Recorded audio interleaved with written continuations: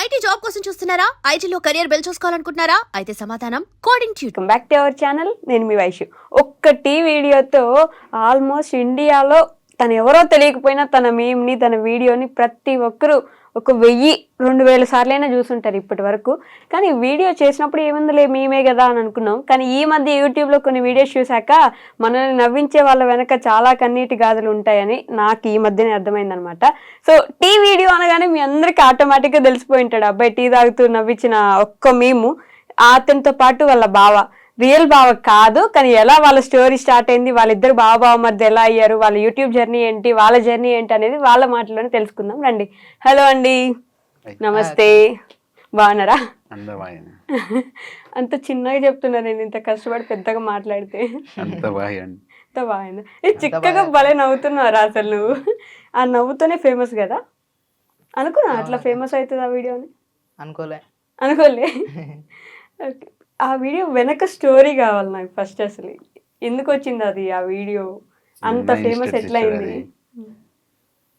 మేమిద్దరం అంటే ఇక లారీ మీద ఉన్నాం కదా, కొన్ని రోజులు తీసుకోపోలే విని. ఒక తర్వాత ఆ రోజే తీసుకొచ్చిన.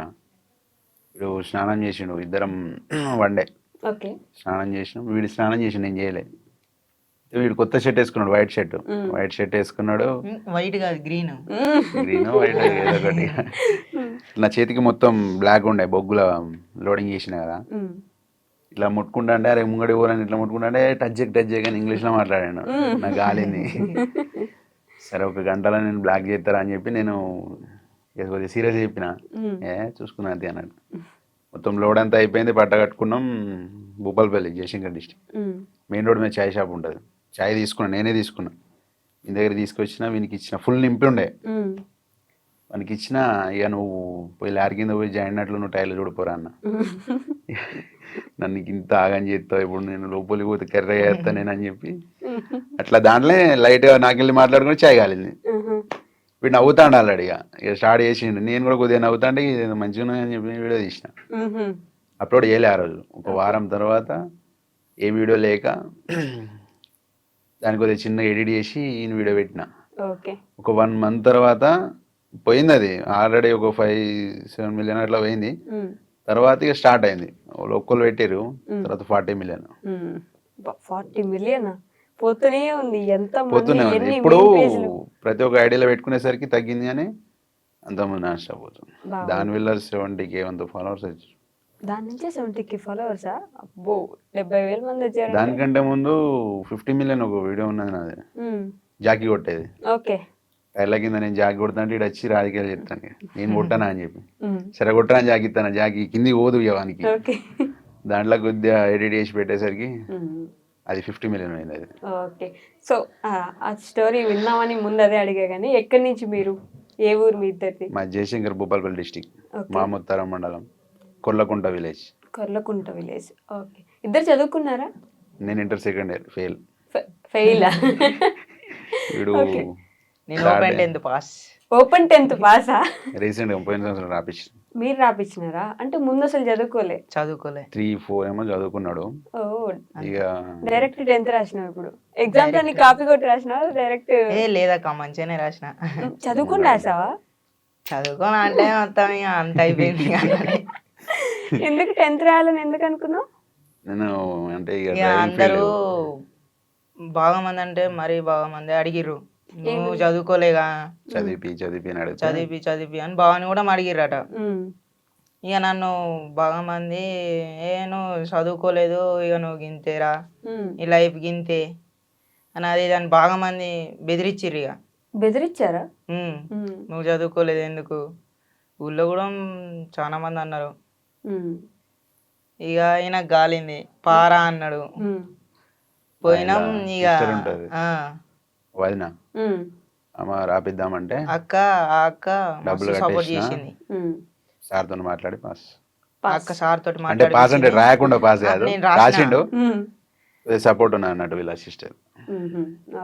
అక్క మస్తు సపోర్ట్ చేసింది, రాపిచ్చింది. ఫీజు కట్టినాం. ఇప్పుడు మళ్ళీ చదువుకునే ఆలోచన ఉందా మరి? ఇంటర్ ఇంకా అట్లా ఇంకా చదువుకునే ఆలోచన ఉన్నాయి కానీ మనకైతే ఏం రాదు.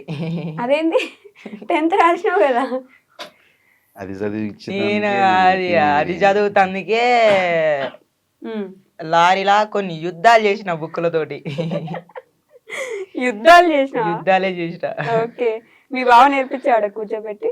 ఉన్నాయి కదా నేర్పించిండు. సిస్టర్ రీల్స్ కొన్ని ఉన్నాయి. ఒక 2 బుక్కులు నేర్పించిండు. 3వ బుక్కు ఇక మెల్ల జ్వరం వస్తుంది బాగా అన్న.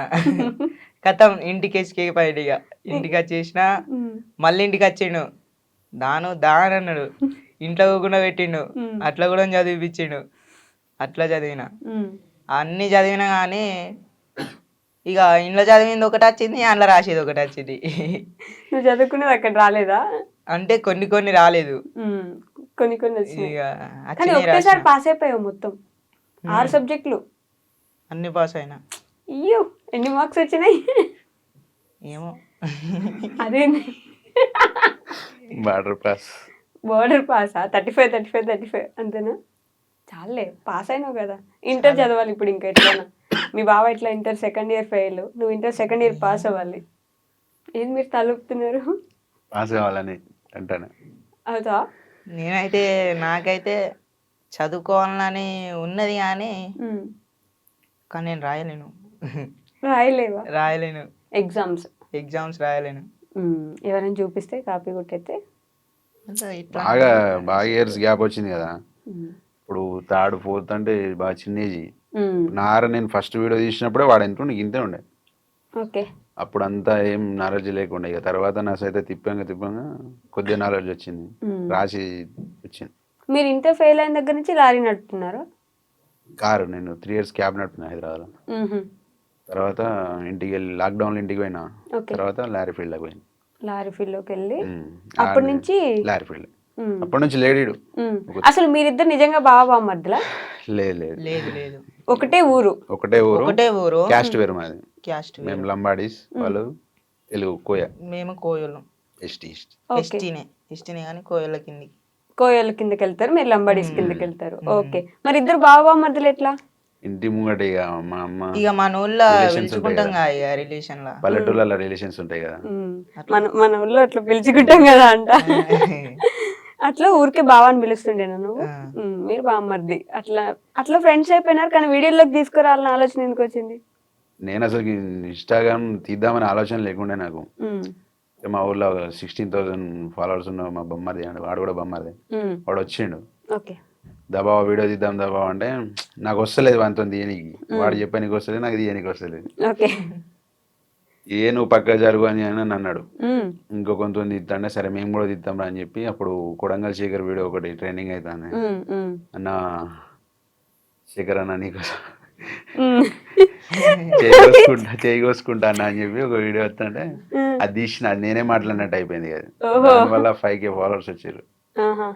తర్వాత నెక్స్ట్ వీడియో నేను ఆలోచించి వీనితో తీసిన స్కూటీ వీడియో, బైక్. ఓకే, అది అక్కడి నుంచి తర్వాత దానివల్ల 15K ఫాలోవర్స్ వచ్చారు. ఇద్దరు కలిసిపోయినారు. తర్వాత జర్నీ స్టార్ట్ అయింది అప్పటి నుంచి. కానీ అసలు లారీ వీడియోలు చేసుకుని, లారీగా వెళ్ళేసరికి ఈ వీడియోలు చేస్తాము అనే ఆలోచన ఉండదు కదా. మీ అందరూ ఈ మధ్య ట్రక్ బ్లాగ్స్ అని చెప్పి ఫేమస్ అవుతున్నాయి కానీ లారీ వాళ్ళవి, అంతకు ముందు అసలు లారీ వాళ్ళకి అసలు సంబంధించి ఛానల్స్ కానీ ఏమి ఉండకపోతే, ఆలోచన లేకుండా మేము వీడియోలు తీసి మేము ఫేమ్ అవుతామని ఆలోచన లేకుండా.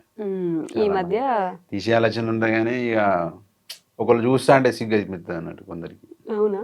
మాకే సిగ్గు అనిపిస్తుంది. మేము మందిలో ఎప్పుడు తీయలే, కెమెరామెన్ లేడు, ఎవరు లేడు. ఎప్పుడో ఒకసారి నేను వీడియో మాట్లాడుతుంటే నేను తీస్తాను, నేను మాట్లాడుతాను వాడు తీస్తాడు, దాన్ని ఎడిట్ చేసి పెట్టుకుంటాం. కానీ జనం ఉంటే తీయరు. ఇప్పుడు తీస్తాను ఇక ఇప్పుడు ఓకేనా? యూట్యూబ్ ఛానల్ పెట్టిన